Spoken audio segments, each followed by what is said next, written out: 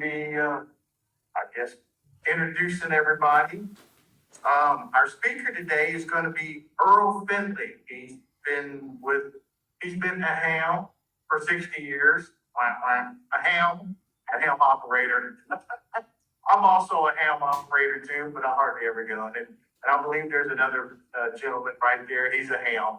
So that's what our speaker is going to be today, is about the HAAM Radios, communications in emergency. Okay, like I said, my name is Roy Harrison. I'm the treasurer. I'm on the board for CRTF. And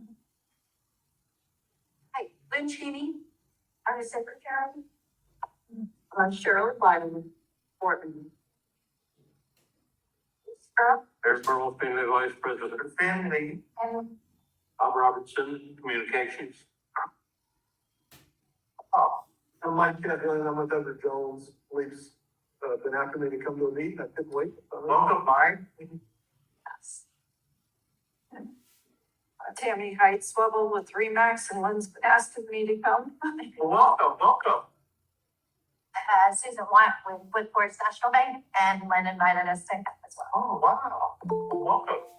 I'm Robert from Woodforest National Bank also, and we met Lynn at the YMCA run a couple Saturdays ago when it was freezing outside, so Oh, it's so cold. a veteran here. Yeah. I think I'd be better not to go that day.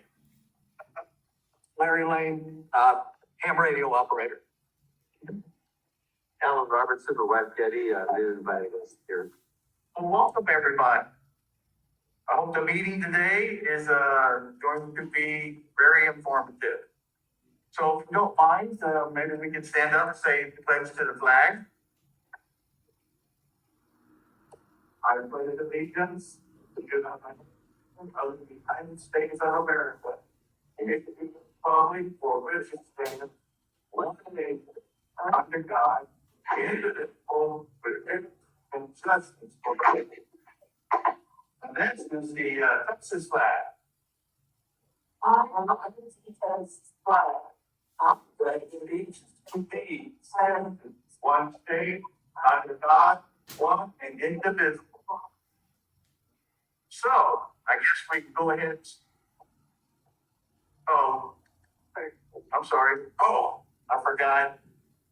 You gotta give thanks. If you would please join. Our Father and our God, as always, we come thankful that we are able to gather here today. We come thanking you for your goodness and asking for your guidance. May you continue to bless and keep us, and may we all arrive safely when we leave here to our destinations. Amen. Amen. Forgive me, I didn't take my hat off to the pledge to the flag. I forgot I had it on. All right, so I guess we could get started with Mr. Findley. Yes. Welcome, Mr. Findley.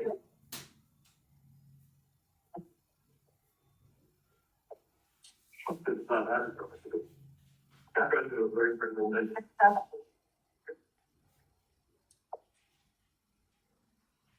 Earl. Do I need to use the mic? It's working, I'll try to use it. Okay. I welcome our 11 people here, 4, 5, 6, 7, 8, 9, 10, 11, yes, and myself as chairman. So, thank you all for coming to our CRTM today. As you know, the CRTF is a group involved in any kind of emergency or anything. And I am particularly involved with the part. And I have brought some demos here for what we use.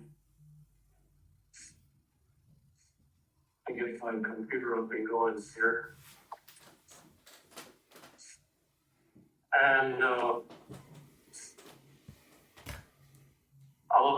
I, as well as a lot of other radio amateurs or hands, started out as SWL. Does anybody know what that means? Besides someone who's been radio all the time? Short wave listener. Right now, in today's, ambient, we have the ability to talk to the Russian public by shortwave. And why do I say that? The Voice of America and is trying to tell them not biased news, but actually what's going on in the world. The Russians are listening to their own state media, which is very biased with the information that they're giving out. It's even been said that Ukraine is invading Russia. That's the kind of news that they're getting. But if they have radios and they listen to shortwave, they'll hear what the real story is going on. Another way of talking to these people and helping out in the world is by HAAM Radio. And there are quite a few Russian radio amateur operators, and I think that the government has subsidized them to become radio operators to, quote, promote their propaganda, unquote. And, but in radio and HAAM radio, we don't speak politics, or we try not to. And I don't know of anybody who's really ever done that, but it's sort of our creed, is that we're around to just talk to people, help out in emergencies, and not try to promote any politics or anything.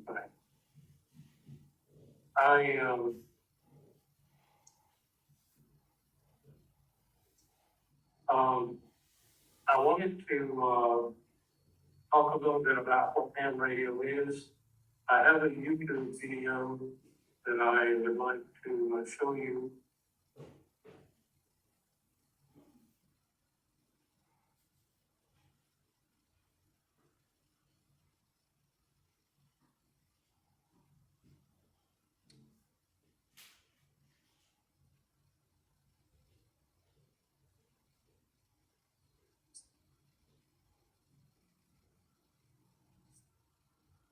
This one is 3 minutes long, and for some reason we don't have a quote.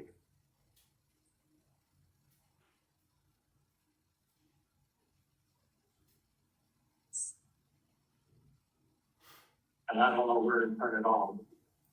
But these are some views of HAAM radio operators in operations, and we go all the way from 6 years old up to 100, over 100 years old, for people who have spent their time studying for a test and taking the exam. This is one of the astronauts. This is one of the guys who's talking to the astronauts. He's in a portable antenna. And we're involved in a lot of community events just to provide communication. Where you can see the antennas there that a lot of us use in our homes if we're not HOA restricted. And MS-150, for instance, we, for years, have provided communication to them. I didn't know how to get radio, how to get audio revenue. That's all. Is there something I need to turn on? Hello? Lots of things that in the obvious case, and not other student radio, we have saying years as astronauts, engineers, science, and more. The HAAM radio frequencies begin just above the AM broadcast band and extend into extremely high metro frequencies. HAAM radio operators use these frequencies to communicate with each other using microphones, Morse code, and each by interfacing a radio, computer, or tablet to send data, text, or images. Some compete in contests, trying to make the most radio contacts within a certain time frame. Amateur radio has been around for over 100 years, and the technology behind it continues to evolve and advance today. Operators are always finding new ways to explore amateur radio, experimenting with digital applications of this technology through things like coding, mobile apps, and drones. To learn more about the endless possibilities of amateur radio, where the technology is headed, and how you can get involved, visit ARRF, the National Association of Amateur Radio, at www.arrf.org.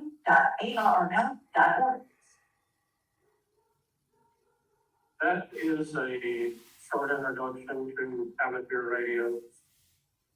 We have a local club here in the Kingwood, Atascocita, Humboldt, Porter area called TEAC, TEAC, which is Texas Emergency Amateur Communicators and, or amateur club. And, this club has been around for many, many years. We have a lot of, about 100 hams in this area. At our meetings, we do good if we can get 25 or 30 who come. A lot of them, are, older gentlemen like myself, and some of them can't make it to the meetings.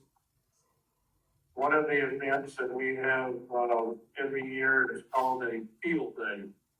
It's a contest type of operation where you try to the idea is to be operating your radios on emergency power, which would mean either off of batteries or portable generators. And one of the photographs of the people under the tent was when they are doing this exercise on field day. It's normally the last weekend of June, and this year, I don't know where we would be operating from. We normally operate from the Roman Forest City Hall. They have given us permission to go there, raise our antennas, use the courtroom, that they call it, to set up our equipment. And we'll operate there starting on Saturday morning and goes through Sunday afternoon. It's a little bit over 24 hours. And part of this is practicing to be able to set up in an emergency location and provide communication. To use this equipment, anybody can use the equipment to listen. The radio waves are out there. They're free as long as you've got something you can listen to them.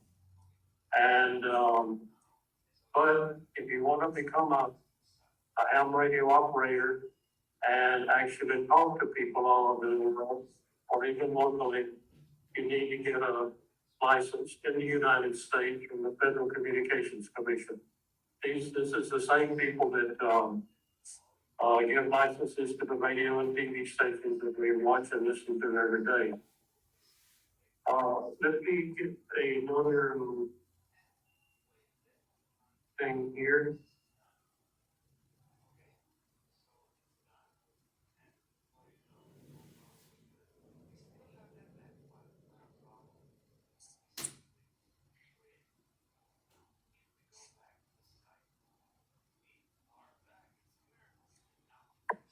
I'm going to go a little video about the radio.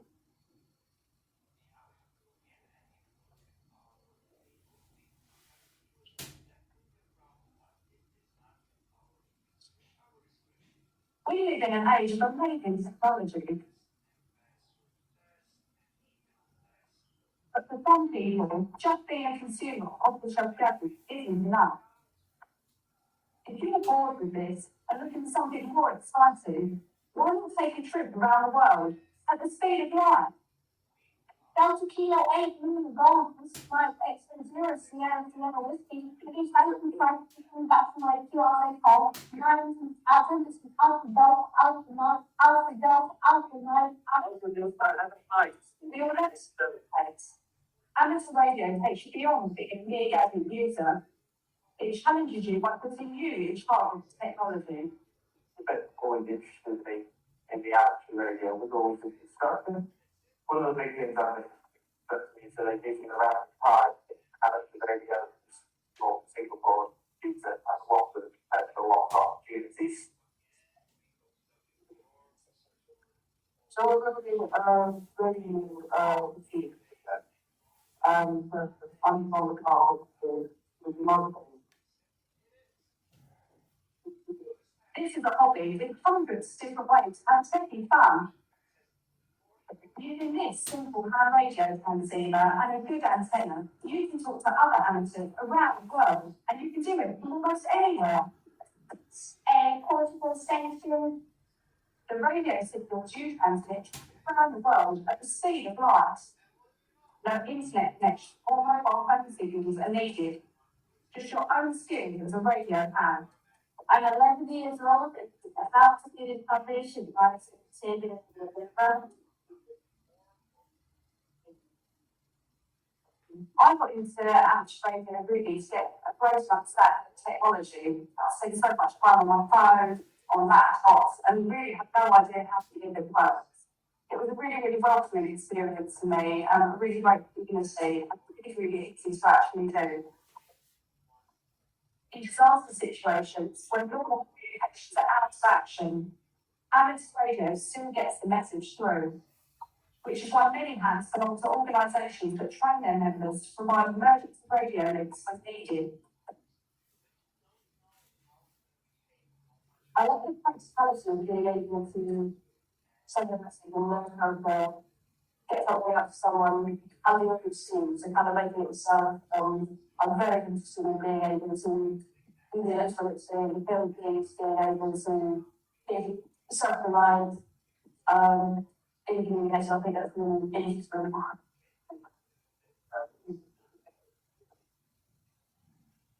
It's great fun talking to other HAAMs in unusual and sometimes exotic places around the world and beyond.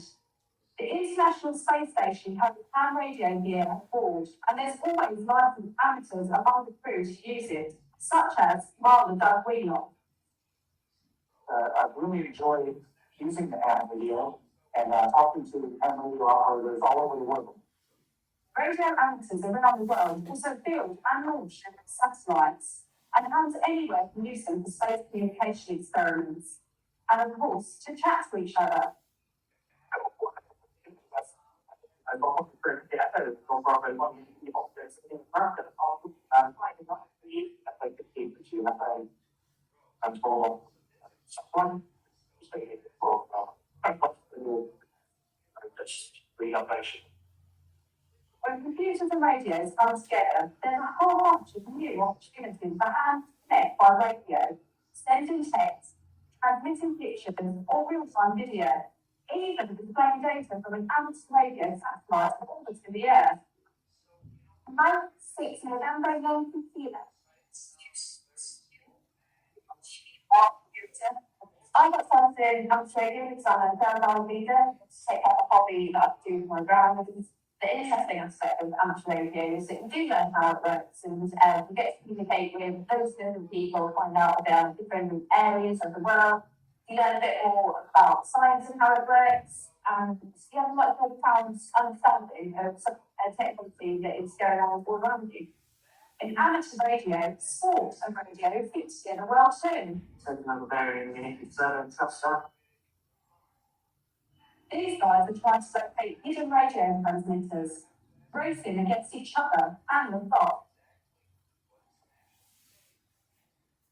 Amateur radio is a fantastic hobby for anyone who loves technology. I've only really been involved in the hobby for a really short amount of time, and I've been speaking to people all across the world. It's a really, really inviting community. One minute you're speaking suddenly about amateur radio, and it leads on to so many other discussions about other different technologies you may not have thought of. If you do get a chance, come and join us.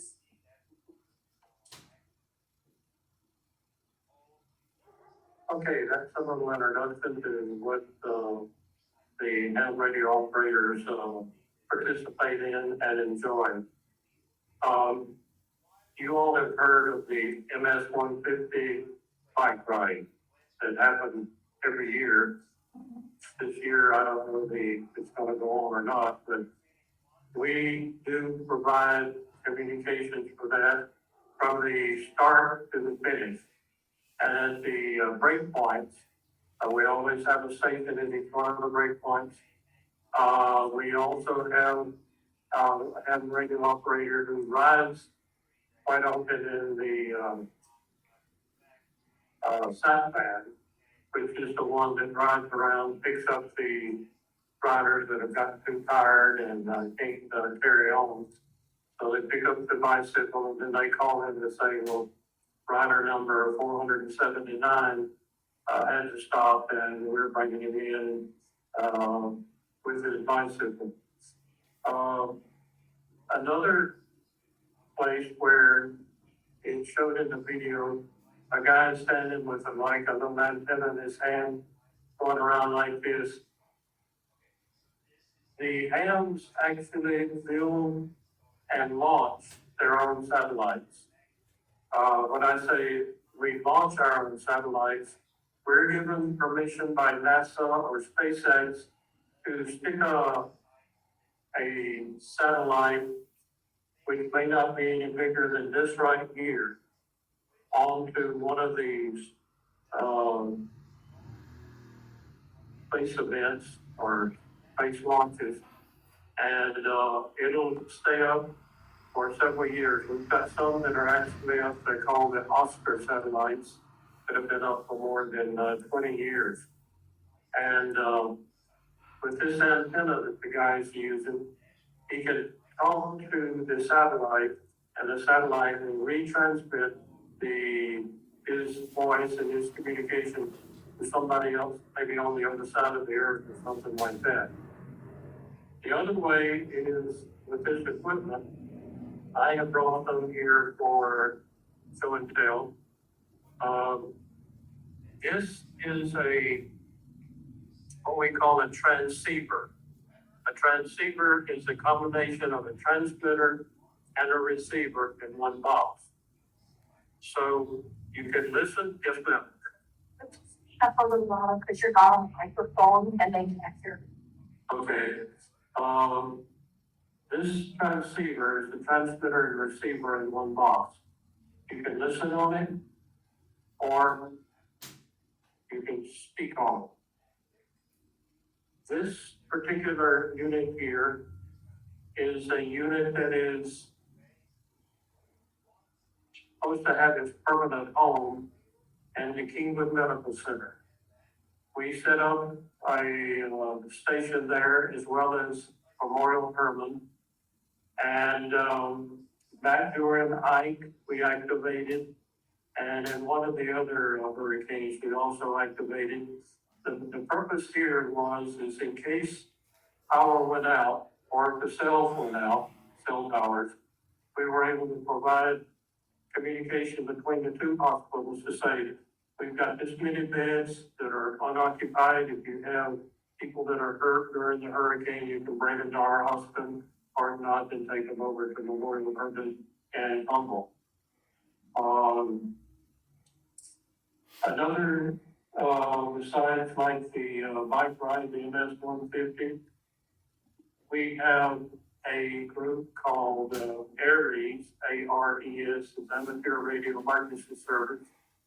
We activate in case of these incidents, whether they be hurricane, tornado, flood, or whatever, and do the same thing. In case people get flooded out, we can talk to the high water trucks that drive around the neighborhoods and pick up people out of their houses if they're being flooded. We also have another group called MARS, M-A-R-S, which is the Military Amateur Radio System. The Army, the Navy, and the Air Force have groups of HAAM operators that have set up and practice communication so that in case of a national emergency and the Federal Communications does not set the hands down for whatever reason, then we can provide communication back and forth for the emergency. For instance, in Russia, right now, about the only way that they are getting real news about the world is by shortwave radio. The Ukrainians, amateurs, which is quite a few, the government has told them to shut themselves down so that they're not broadcasting a radio signal and the Russians can't zero in on their locality and send a missile or drop a bomb there.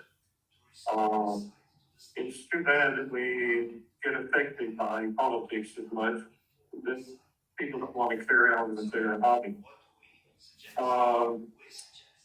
I mentioned about that we build our own little satellites and send them up.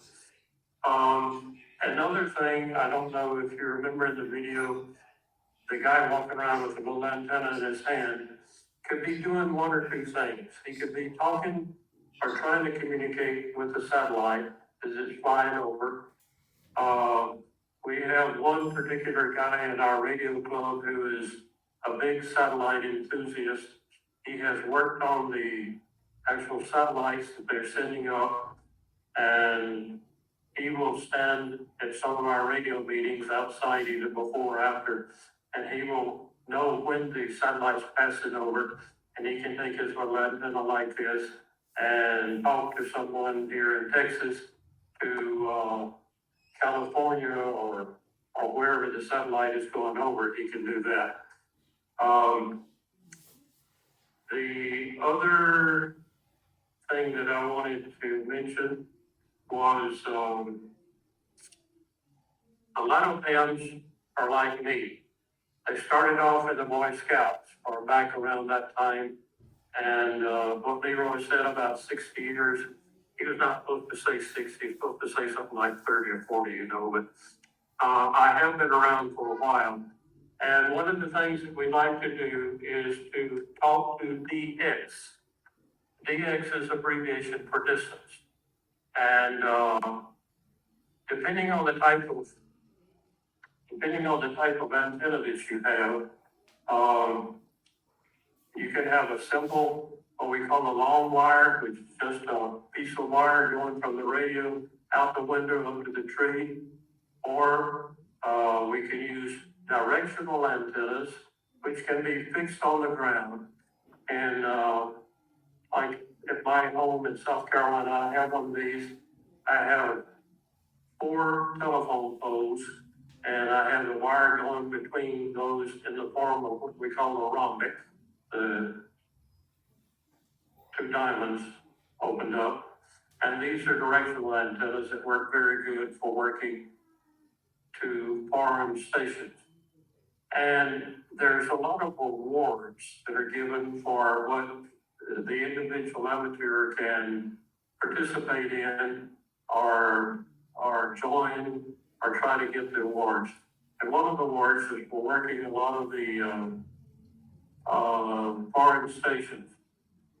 I, because of my work, had to live in several Latin American countries, and the United States government has what they call a reciprocal licensing agreement with most all of the Latin American countries now.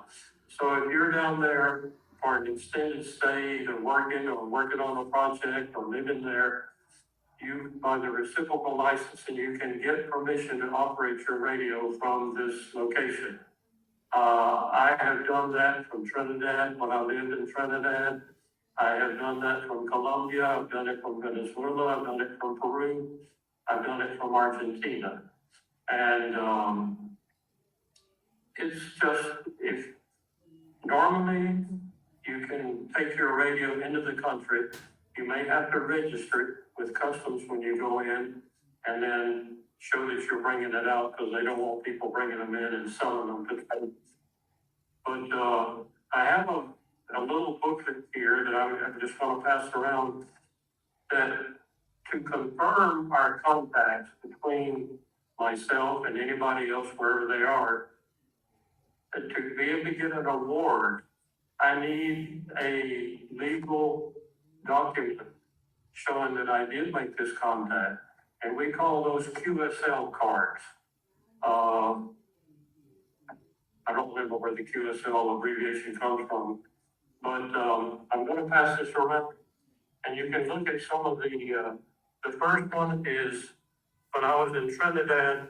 This was my call letters, and then I was in Ecuador. Those were my call letters when I was in Ecuador, and these were the cards that I used when I sent out confirming the contact. But you can thumb through here and see cards from Germany, Yugoslavia, Ohio, another Yugoslavia. This is South Australia. So just for FYI, just put through there, pass it around. I wanted to mention also about how do you get into radio? And I have another couple of videos which, how are we for time? You have a half hour. I have approximately, got 20 minutes anyway. Like I said, I started as a shortwave listener, listening. One of the things that I enjoyed doing was I listened to Radio Netherlands, and they had Dutch language classes once or twice a week, and they would tell you what you need to say, how do you pronounce it, so it sounds like you're talking in Dutch. I don't think they're doing that anymore, but a lot of the shortwave, a lot of the governments that promote shortwave contacts or shortwave radio stations will do things like that. Let me go back here, and I mentioned that to be able to transmit with this equipment, you need a license from the Federal Communications Commission. We have people that teach radio classes, and we don't have any coming up right now, but when we do, I'll have an email sent out telling for anybody who's interested. There's 3 basic levels of training that you go through and participating, 3 different licenses that you can train for. And let me get those to come up here. My computer will still.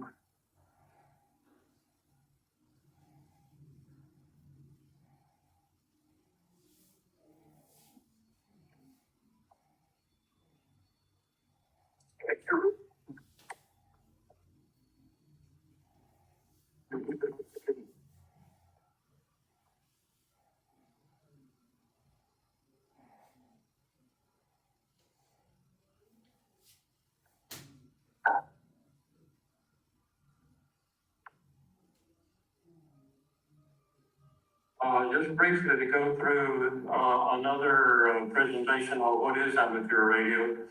Like it says there, we're considered HAAM Radio, and it's a popular service and hobby that enables a lot of activities, public service, scientific experience, etc. In the U.S., there's about 700 or more than 700,000 hams, and almost 2 million radio amateurs licensed throughout the world.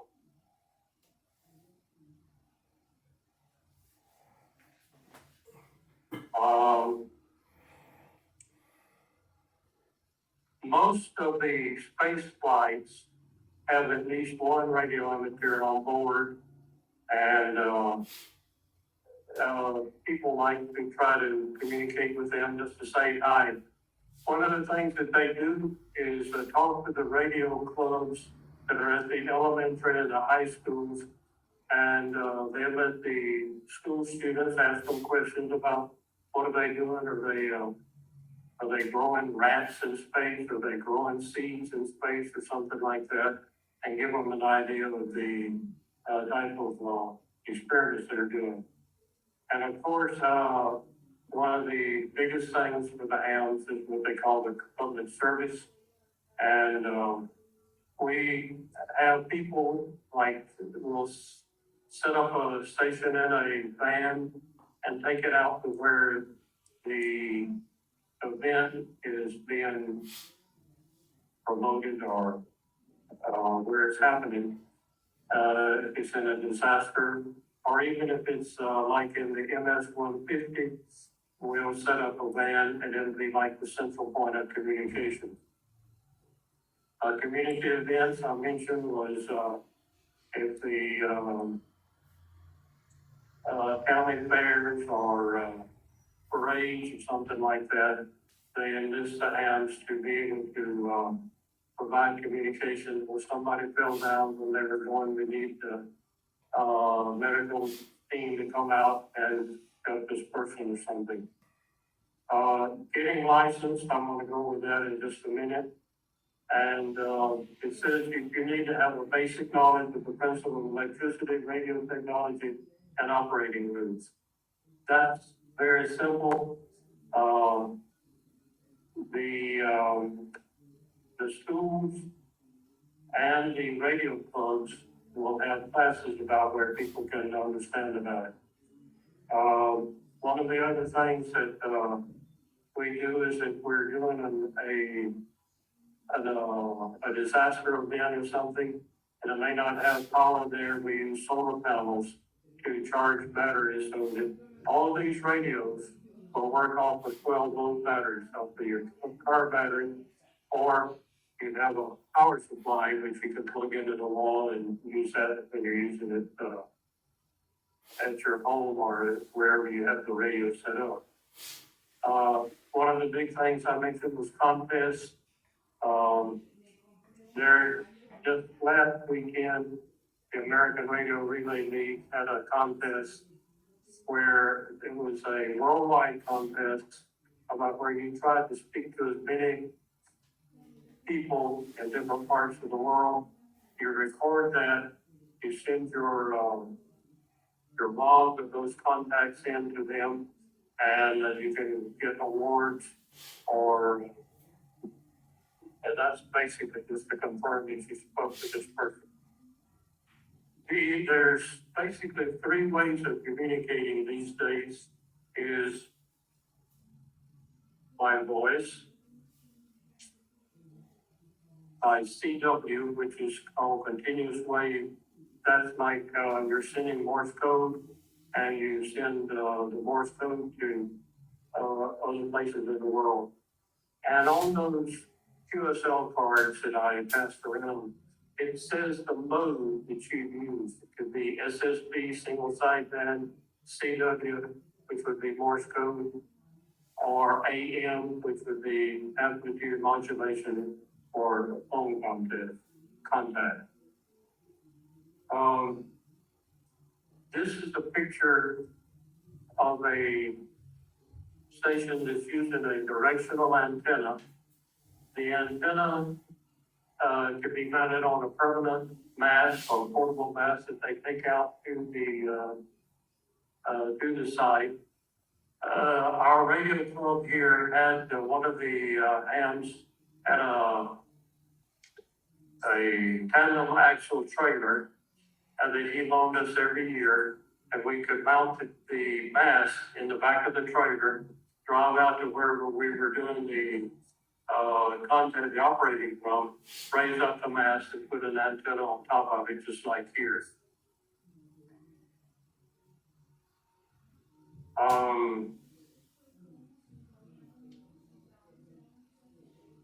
The American Radio Relay League, for those that want to learn how to get a license, produces a manual calling the HAAM Radio License Manual, and it is probably one of the best manuals for training, learning about operating, and they have questions in the manual that are just like what is going to be on the test to get your license. Basically, it's a new manual that comes out every year around June or July, and they had just advised us that this year, at the beginning of June 2022, they'll have new questions on the test. So the people who would wait to get their manual around the end of May or something, would get the new edition, would have the new questions and answers. And it does cover the whole test. I think the test is something like 30 or 40 questions. This manual probably has 100 and something, no, it says 35 questions for a technician. But this has, this particular one here is used to June 30th, but as first of July, they will come out with a new testing for the license. So if you're interested in doing this, why buy two manuals? Just wait and get the new manual that's coming out that would have all of the questions in the test. A lot of people can get their license just by memorizing pretty well what's going on there. And you don't have to be a electronic technician to learn this.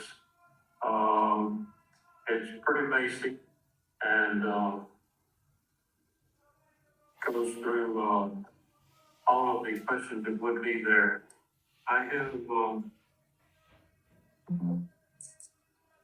and like I say, arrl.org is the website for the National Association, and they have a lot of information there about it comes from HAAM.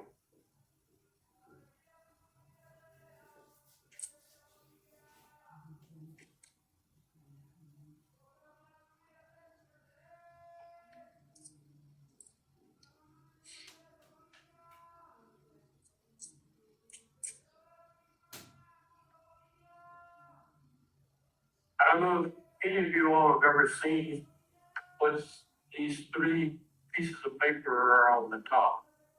Does anybody know what that is?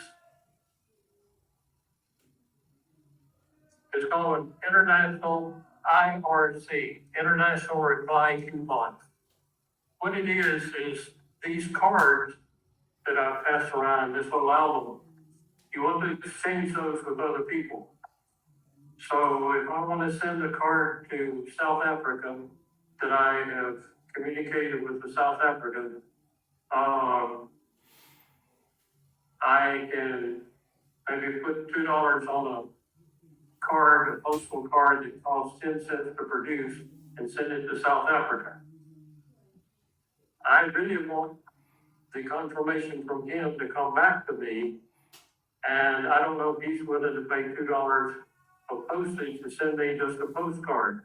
So we have these international reply coupons, which you can buy those, or could buy them at the post office. I don't know, I haven't used one in years, but they're printed in French, they're printed in Spanish, they're printed in English, and you go buy these and you send them to that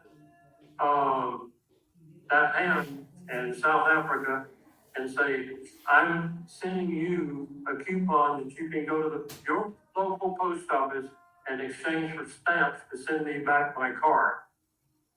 The other thing that we do is we use green stamps that have what's in this picture of. And, normally it costs maybe 60 to 80 cents to send a card back. So you send them a green stamp or $1 bill and say, I'm paying you. You can go change it in your local currency and you can buy the stamps to send me back one. Other people will send out a self-addressed stamped envelope like the one here on the right. This one I think was North Carolina. He really wanted a card from me, so he sends me an envelope with a stamp on it and saying, just stick your 10-cent card in this envelope and send it back to me. That's all I need.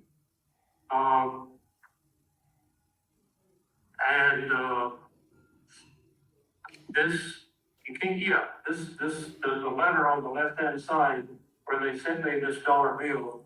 This was from a contact back in 2014. So,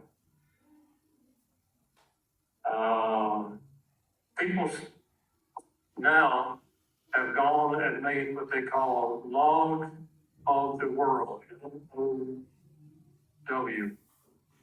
So you can send into the National Society of Amateur Radio, the ARRL, and tell them I made a contact with this person, I'm confirming it, and when he sends in his information about the contact, then they will say, okay, I agree that you all made the contact.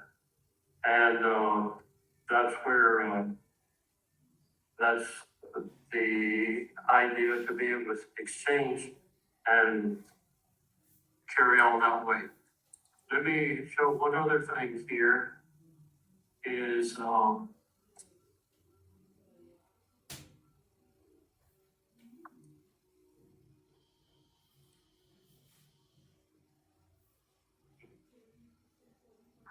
just I don't see it.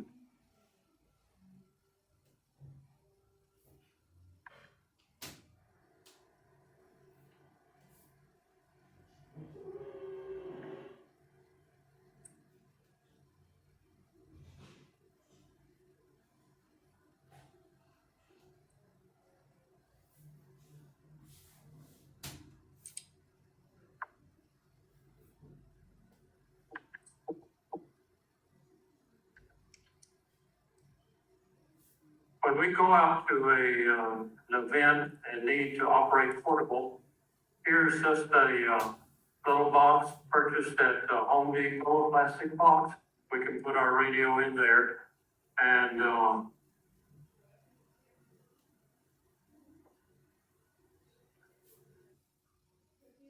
hook it up to a computer if we want to do digital communications. This is another view of the power supply and the radio in the same box. Coleman coolers are quite used a lot for making the equipment. This is at the Roman Forest City Hall where we're setting up antennas to be able to work there. We use different type of wire antennas and directional antennas. I'm a member of the Radio Club of Peru, and this is my antenna at home, which is it's called a vertical antenna. It just has a cable going from our radio out there, and we use that. As I mentioned, to become a HAAM radio operator, there are classes and training for that. And the best way to find out is to approach the local radio club, and they will tell if they're having classes or anything. Depending on your knowledge and experience and training, you decide which level of the license you're going to go for, whether it's technician, general, or what they call the extra. And as far as equipment goes, the sources for this equipment could be local fans who are selling extra equipment that they have, or if they want to upgrade, and they will sell you their equipment, or some of them will donate it. You can find these on Craigslist, eBay, and in the radio equipment stores. What you do have to do, or at least in my case, is I have to get permission from my significant other to, keep in $1,000 on a radio. My hobby. So you're obviously a pro with this. For all of us that are beginners, what is the basics that you need? You don't have to have a great big antenna, right? No, I actually have one in my bag. It's just a roll of wire. You can use that as an antenna. You can use it outside, or this is a mobile antenna. This is a mobile antenna. You can stick on your car. It's like a cell phone antenna, but it actually is what we call a 2-meter antenna. So, Earl, may I offer a comment to the ladies? Pardon? May I comment to the lady's question? yes, Amateur radio is a fascinating hobby. You can get in it almost for as little or as much as you'd like to spend. An entry-level handy-talkie style radio, usable by any technician class, initial licensee, $29.95, and you will be able to talk through each of the 5 voice repeaters that the local club maintains right here in Atascocita and through the Kingwood area. Each would have roughly a 20-mile radius. Now, your little handy-talkie may not reach that repeater from 20 miles away, but in our local neighborhoods, you have a remarkable communications capability. And I'm not kidding, $29.95 plus tax and shipping, you're on the air. And then you can talk about the $1,000, $1,500 equipment. I'm thinking about in case of emergencies like we've had in the past, Yes, when communications are down, something like this would be very beneficial to help. yes, that is your access to almost any help you need. but before you push that button and talk on it, you're supposed to have a license, or have a licensed amateur sitting, or maybe in the same room. That's important because there are other categories of personal radio services, but they don't offer the flexibility and the capability of amateur radio. You can go down to Target or to Costco and buy these little $12 kitty radios. Guess what? They can talk from one end of your block to the other. They're on frequencies where you're not going to find the assistance you need. So for the investment of a little bit of time, getting a little bit of knowledge, it's a pretty simple test. Now we've got, one of our members is running a Boy Scout troop. He's got most of his kids, at least at the technician level, and they're competent to do all this stuff. So it's Earl is right, and he's touched on a lot of parts of this, but it's not rocket science. It's a small investment of time. It's taking a test and waiting for the FCC to post your ticket up on their website, and you're good to go. And as I said, the TIAC Club, of which we're both members, maintains 5 voice repeaters in the area, plus I believe a dedicated digital receiver, if I'm not mistaken. Our communications competency in our general neighborhood, pardon my French, is awesome. Thanks, Earl. I appreciate that. Yes. Yeah, I work in that line. We have like radio, almost like 20 mile. Is this considered a closed circuit? And like you said, they can go by walkie-talkie.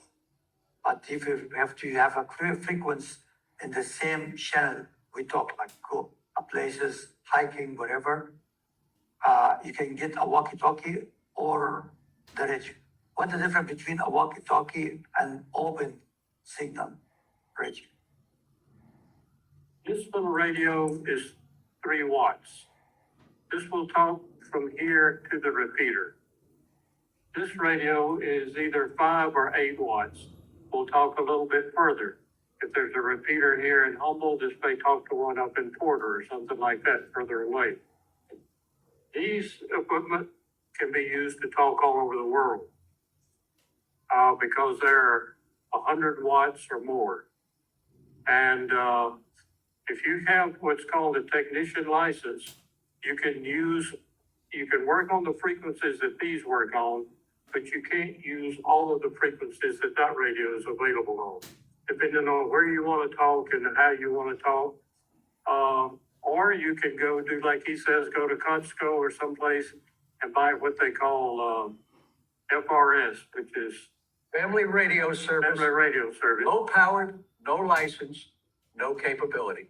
That's what they close circuit, like. Very, well, there, any radio is a party line. Anyone with a radio is gonna hear your conversation. But the no license services are very low power and you can't access a repeater system. You've got very limited range and very limited capability. Amateur radio is a wonderful gateway for people who are seeking knowledge. But the question I get an awful lot of the time is, well, what do you guys do except talk to other guys?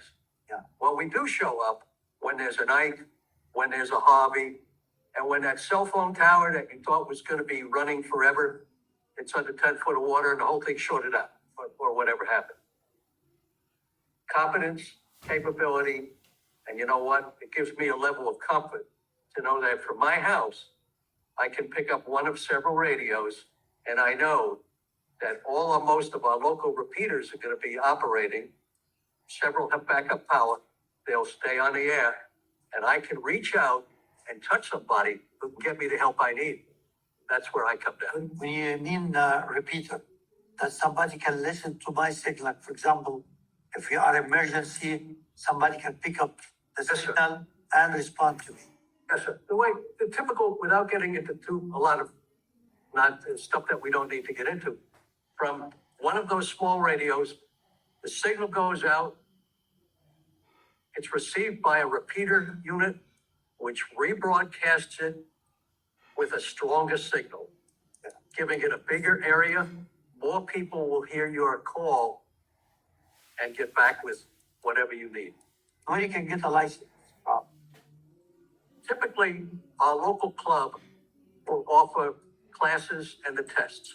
As Earl mentioned, there are online resources and print resources from ARRL to review the information that's needed to do the test. You just have to keep in contact with a local group that can give the test. And I would recommend write down TEAC.net, TEAC.net. That's the local club. You'll find a wealth of information there. And drop a note, drop a request for information on when there might be classes or testing. Thank you so much. Some of our members just hosted a testing session several weeks ago, and it wasn't a big turnout, but the dozen or 14 people who showed up to test all passed and either upgraded their license or became brand new minted amateur radio operators. Thank you so much. I'm gonna take the information. I just wanna clarify something. I know the time is in.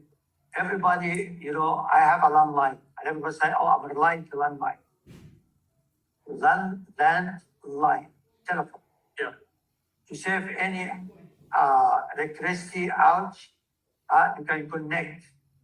But I find nowadays, even with the humble area, they don't run in the cable. They run with one generator, and that generator stay for 2 hours after the blackout. So technically, after 2 hours, you're gonna run out of communication.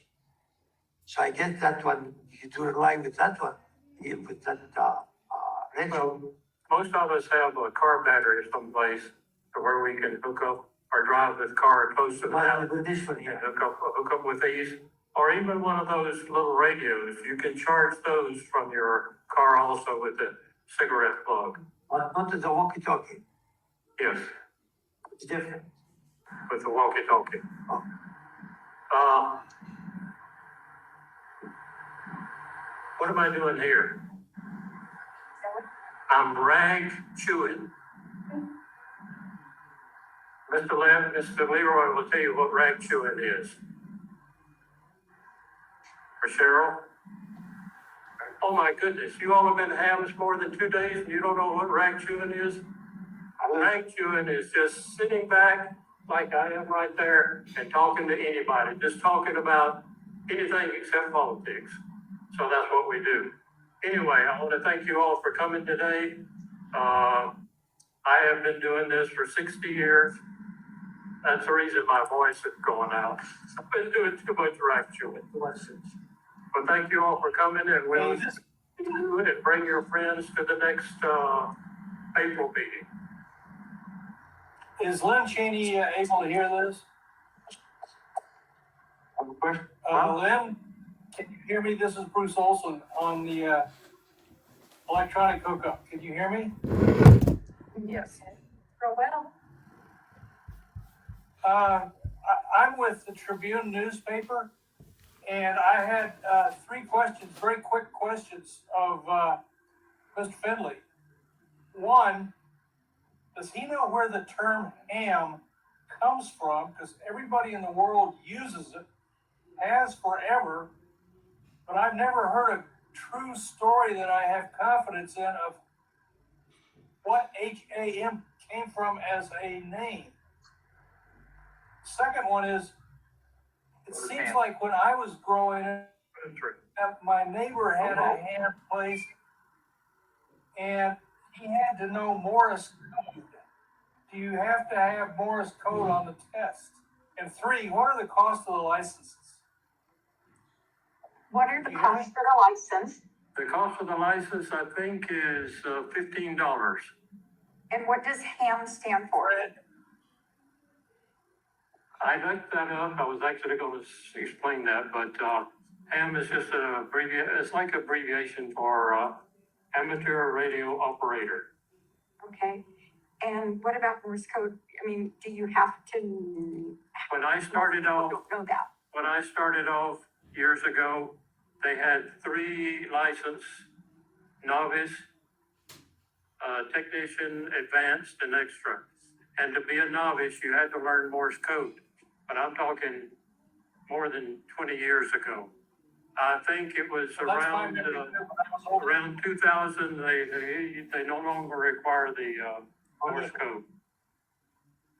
Hey, Bruce, if you have Your any memory additional, of that is the same as mine. if you have any I'm additional about to be ready. questions, send me an email and I'll make sure that Earl answers them for you, okay? Okay, thank you very much. I thought it was quite a nice presentation. Thank you. Thank you. So I just want to let everyone know before we stop, sorry, Earl, we do have an app that we have just come out with. You cannot get it on the apps, when you go to your Apple App Store. This is something I can send out a link to everyone. You don't have to be part of us to have it, but we would like you to be.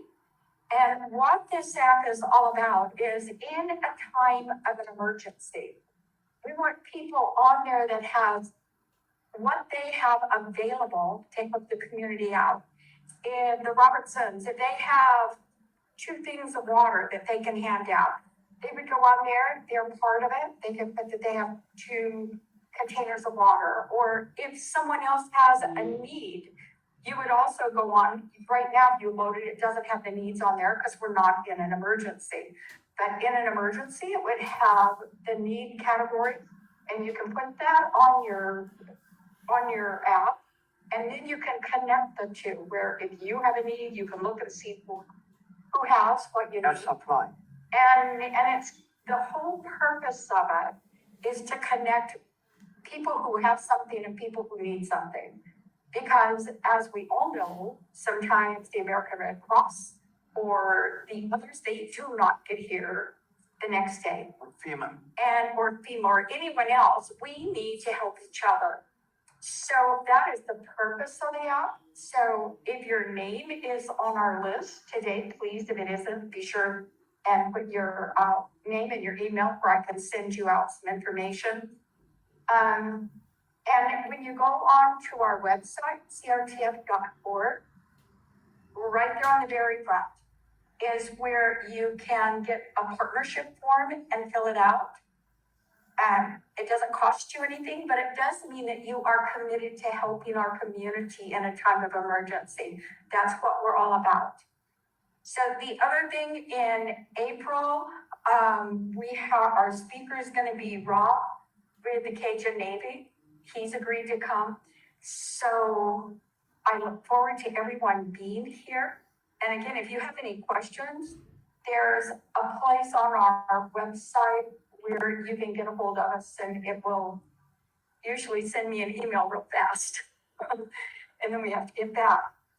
So thank you again for coming. Our next meeting is gonna be on April 8th.